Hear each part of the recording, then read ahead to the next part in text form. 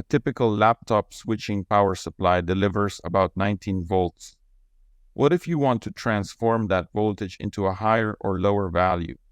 Let's put a practical case. What if you want to light up a strip of LEDs that operate at 12 volts? If you directly connect the laptop switching power supply, you'll likely burn them out or trigger the power supply's overcurrent protection.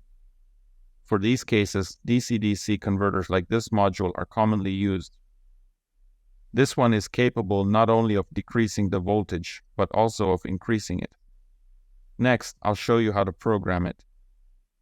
We connect the voltage input, and the module will light up a green LED indicating that it is powered, but there is no output current.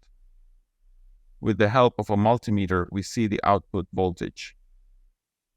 By turning the multi-turn potentiometer clockwise, the output voltage increases, and in the opposite direction it decreases.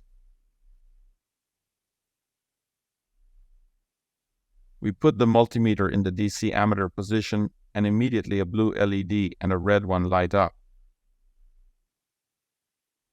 The blue LED indicates that the module is now delivering current, and the red one that the output current is being limited. We adjust for a current of 1 ampere.